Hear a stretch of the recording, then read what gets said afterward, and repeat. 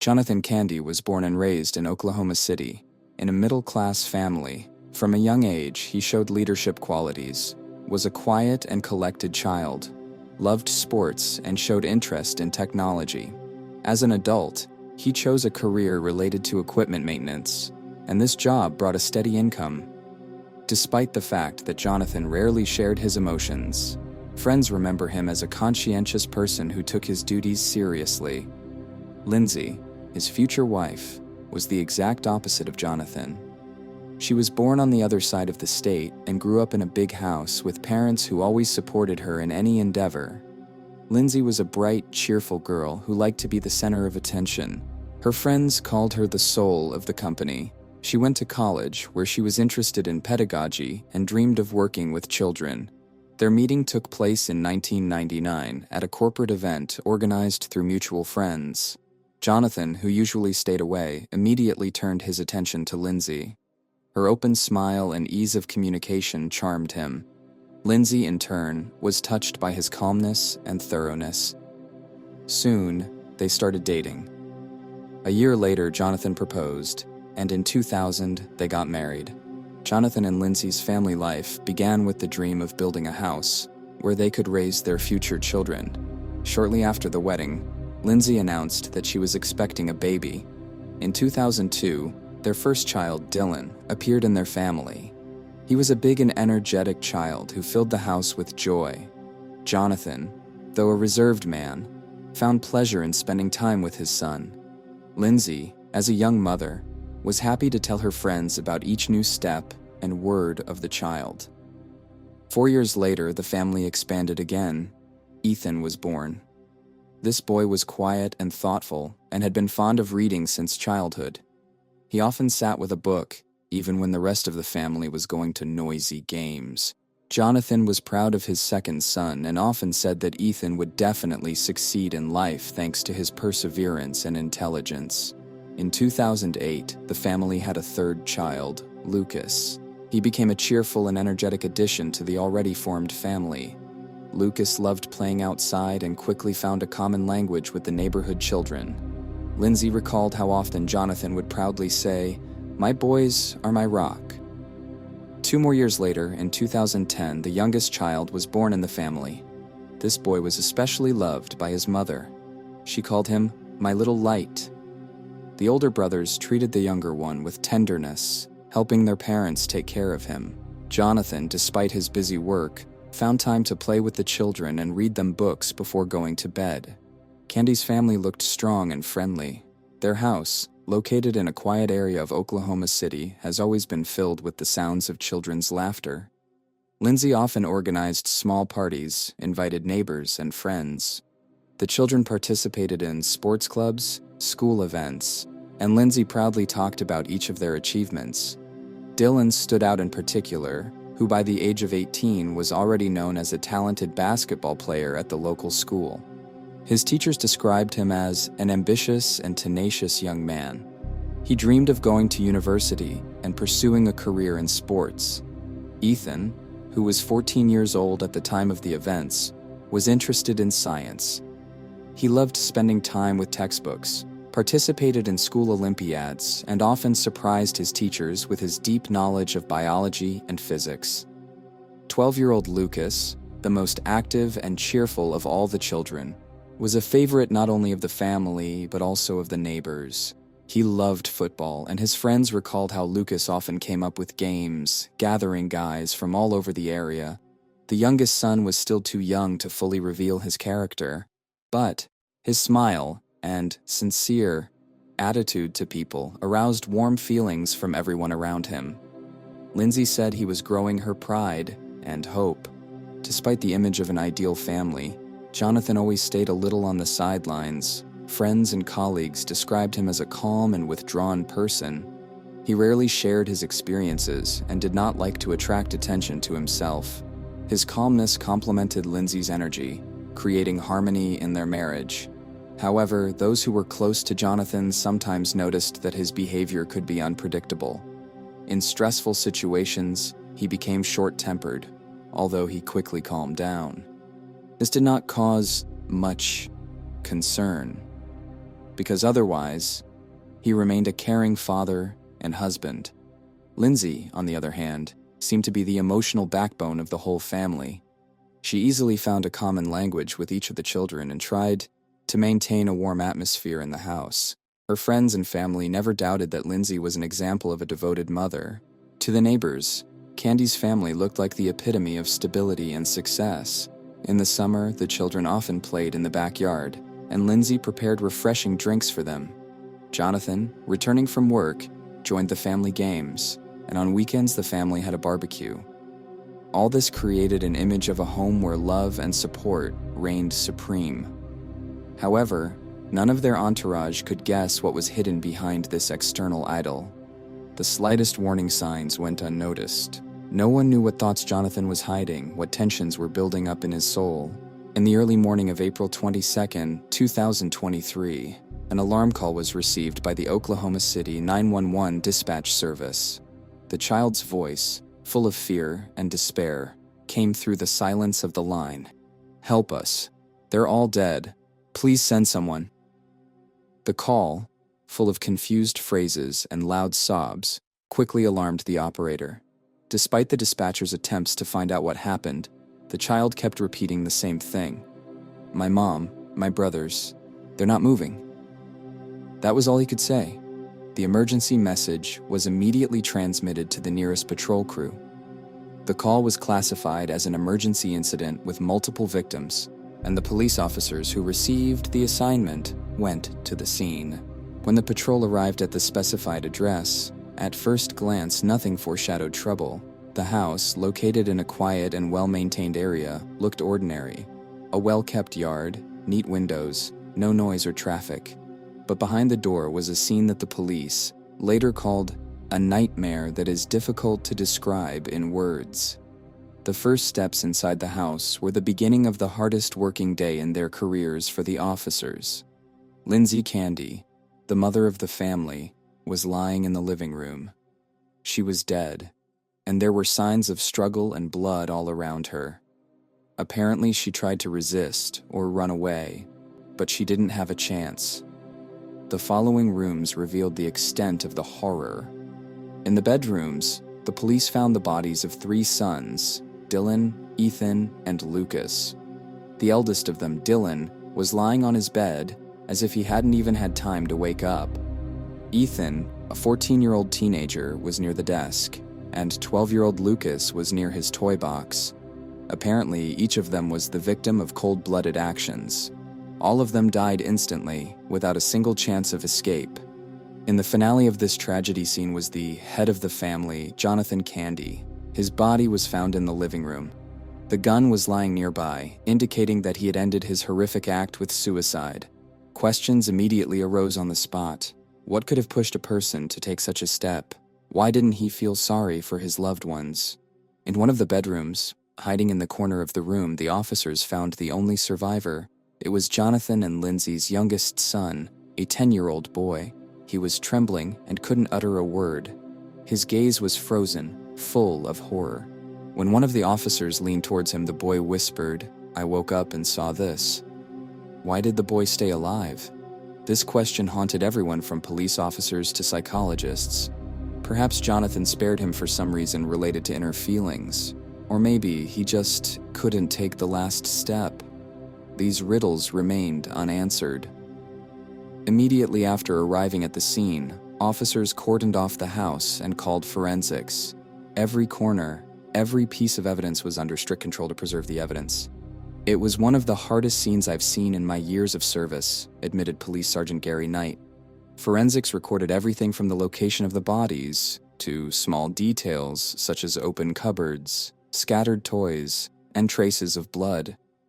But despite the apparent evidence of the events, the motives of the tragedy remained unclear. Candi's family seemed like an example of harmony. None of the neighbors, friends, or acquaintances could imagine that something so destructive was hiding behind their external happiness. Jonathan, although he was an introverted man, showed no signs of aggression. Lindsay was the soul of the company, and the children were a model of obedience and talent. There were no notes or diaries that could explain Jonathan's actions. As the investigation deepened, it became clear that the answers needed to be sought in his psychological state and possible hidden conflicts in the family. Lindsay's family, friends, and colleagues have been devastated by this tragedy. Lindsay was a support and a source of inspiration for them. Her sons, each unique in their own way, left an unforgettable mark on the hearts of those who knew them. "These children were loved by everyone who knew them," said the boy's uncle, Brent Remorowski. "The only consolation for Lindsay's loved ones is that the youngest son is still alive." His fate became the main concern of his relatives, who now tried their best to surround him with love and support. On April 22, 2023, after the discovery of the body of Jonathan Candi and his family, the Oklahoma City police began a detailed investigation. Despite the apparent evidence of the murder-suicide picture, law enforcement agencies did not rush to conclusions. It was necessary to answer the main questions. What prompted Jonathan to do this? Why did he spare his youngest son? And what was hidden behind an outwardly prosperous family life? The police set a goal to examine the circumstances, motives, and hidden aspects that could shed light on what happened. The forensics team carefully examined Candi's house. Evidence found at the crime scene indicated that Jonathan's actions were pre-planned. However, the key find was a note left on the kitchen table. In it, Jonathan wrote, "I'm sorry for everything. I couldn't help it. It's the only way to protect them." These words baffled the investigators. What did he want to protect? From whom or what? The note did not give a clear answer, but it prompted the police to search for the underlying causes of the tragedy. Text analysis experts noted that the tone of the letter was disturbing, full of guilt and helplessness. Candi's family lived in a quiet suburb of Oklahoma City. The neighbors were shocked by what had happened. To them, Jonathan and Lindsay always seemed like a good couple. None of the residents of the area could have guessed that something tragic was hiding in their house. Martha Ellis, Candi's neighbor, recalled, "Every morning I saw Lindsay walking with the kids. They looked happy. Jonathan rarely talked to us, but he turned out to be a good husband and father. I can't believe he could do such a thing." Another neighbor, George Miller, noted that Jonathan had looked tense in recent weeks. He usually said hello, but a week before the tragedy, he walked past without even looking in my direction. "I thought he was just tired, but now I understand that something was wrong." Lindsay's friends were more outspoken. Her close friend, Sarah Jones, said that in recent months, Lindsay had been sharing her concerns about Jonathan. She said he was different, Sarah recalled. He was no longer the calm and caring man she knew. She noticed that he became irritable and often withdrew into himself. She didn't understand what was going on with him, but she felt that something was wrong. Another friend of Lindsay's, Karen Lawson, recalled a conversation that took place a few weeks before the tragedy. Lindsay mentioned that Jonathan often stays late at work and avoids family conversations. She didn't talk about any serious problems, but it was obvious that she was worried about him, Karen said. Investigators focused on examining Jonathan's identity. Colleagues described him as a quiet and withdrawn person who rarely shared his thoughts. One of his colleagues, Mark Wilson, said, "He was always a professional. I was never late. I always did my job. But in recent months, I've noticed that he's become less sociable. He stopped having lunch with us and spent time alone. We thought it was just the stress of work." Jonathan's relatives also shared their observations. His brother Michael Candi recalled, "Jonathan has never been a person who opens up. He always kept everything to himself.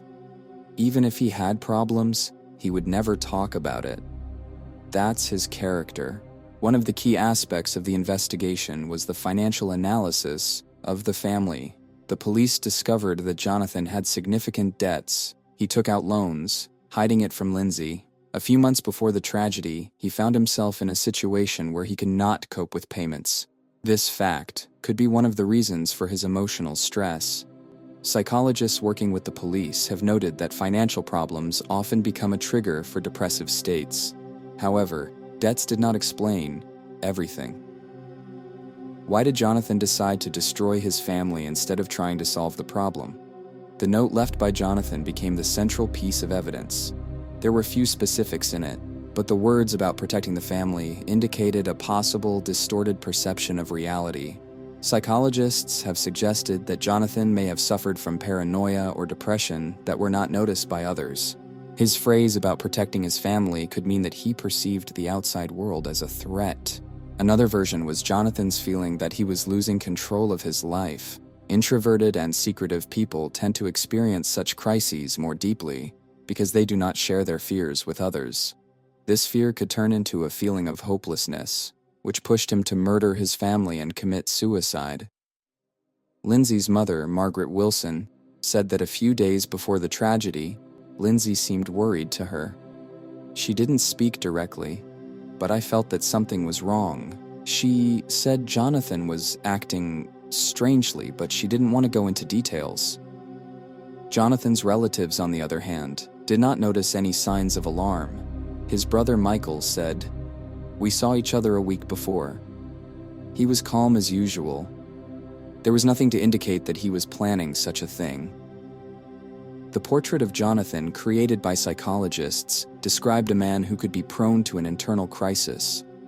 His isolation, inability to share problems, and accumulated financial difficulties could create pressure that he could not withstand. However, without notes or diaries, many aspects of his motivation remained guesswork. Using the testimony of the only surviving child, the results of the forensic examination, as well as information received from neighbors, friends, and relatives, the police were able to recreate the chain of tragic events that shocked the entire city. According to the official version, it all started around 5 a.m. Jonathan Candi, who, judging by the evidence gathered, had prepared in advance for his act, woke up earlier than usual. The police found that he spent most of the night thinking. His coffee cup and notes were found in the kitchen, which had no clear content. However, it was obvious that Jonathan was in a state of deep internal struggle. Experts have suggested that it was, at this time, that he finally made the decision he was preparing to implement. His note, found on the table, indicated that he considered his actions necessary, although its contents remained extremely vague. At about 5:30 a.m., Jonathan started acting. The first victim was his wife, Lindsay. Judging by the position of her body and the evidence at the crime scene, she was asleep when Jonathan approached her with a gun. Her death was quick, which confirmed the absence of signs of a struggle. This was typical of the methodical actions of a person who had already made an irreversible decision. However, at this stage, the investigators had a question.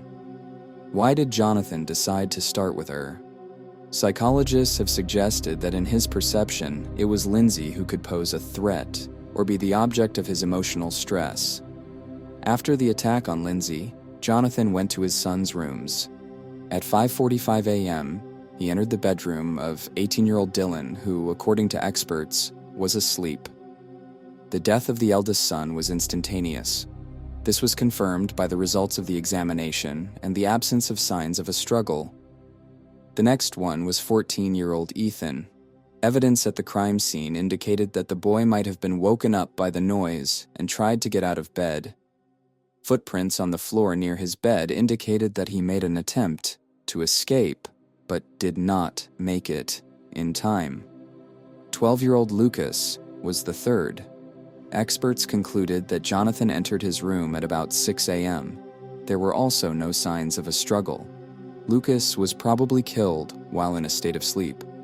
The most mysterious episode was that the youngest son, a 10-year-old boy, was left alive. The police have been trying for a long time to figure out why Jonathan decided to spare him. According to experts, it is possible that this decision was dictated by emotional attachment or an inability to complete what he started. The boy woke up later and saw the bodies of his mother and brothers. In a state of shock, he dialed the emergency number and reported the incident. His call was a key moment that allowed the police to respond quickly and launch an investigation. After killing his wife and 3 sons, Jonathan returned to the living room.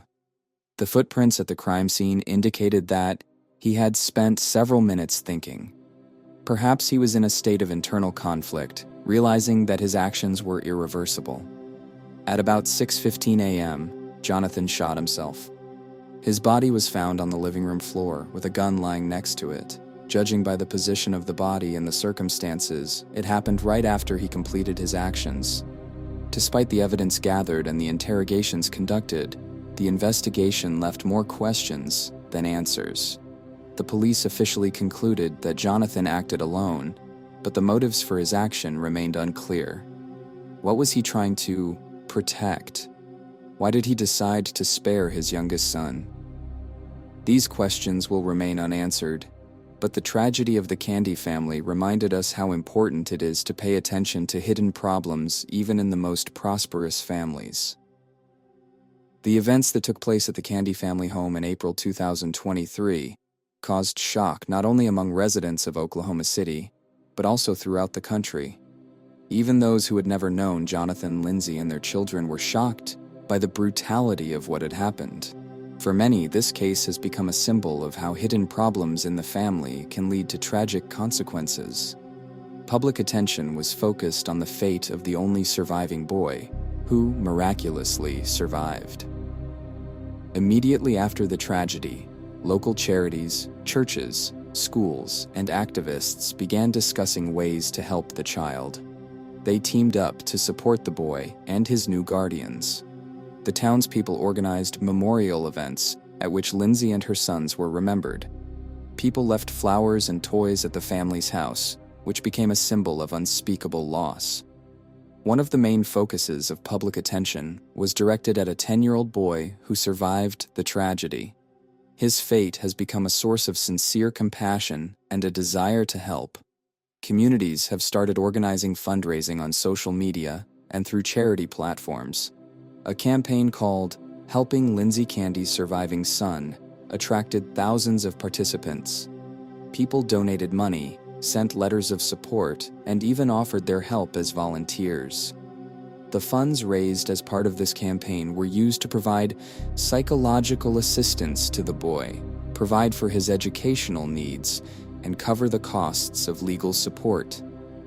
Thanks to this foundation, it became possible not only to provide the child with the necessary living conditions, but also to give him a chance for a normal future. The boy's uncle, Brand Remarowski, became his main representative and advocate in the media space. In numerous interviews, he talked about his nephew's condition and how the family tries to take care of him. Brent said, "This boy has lost everyone he loved. Our task now is to be a new family for him, to make him feel that he is not alone." His words resonated with thousands of people who continued to follow the boy's fate. Immediately after the tragedy, it became clear that the boy would need qualified psychological help. Experts understood that recovery from such a deep injury would be a long and difficult process. Already in the early days, professional psychologists began working with the child, who specialized in helping children who had experienced serious shocks. Their main task was to create a safe space for the boy where he could express his emotions without feeling fear or embarrassment. Psychotherapy included individual sessions, art therapy, and game techniques. These approaches helped the child gradually cope with the memories of the tragedy and learn to live in new conditions. One of the key goals was to convince the boy that what happened was not his fault. This is an important aspect of working with bereaved children, especially if they have witnessed violence. Additionally, consultations were held with the boy's relatives. Psychologists explained to them how important it is to support a child, which words should be used so as not to injure him even more. The guardians received recommendations on how to create a warm and stable atmosphere at home that will promote recovery. Recovery from such tragedies is not only an emotional process, but also a social one. Lindsay's family and representatives of social services plan to provide the boy not only with basic needs, but also to give him a chance for a full-fledged education and development. Thanks to charitable donations, a special educational fund was created. These funds made it possible to pay for the boy's studies at a private school, where he could study in a calm environment, away from prying eyes and media attention. In addition, money from the fund was used to develop his interests and talents. The child was enrolled in clubs and sections to distract him from difficult memories and allow him to find hobbies that will help him build his future. Psychologists and teachers noted that the boy showed interest in sports and creativity, which was a positive signal for his further recovery. Experts warned that, in the coming years, memories of the tragedy may return, especially on certain dates associated with the loss of a family. Therefore, it was decided to accompany the boy for a long time.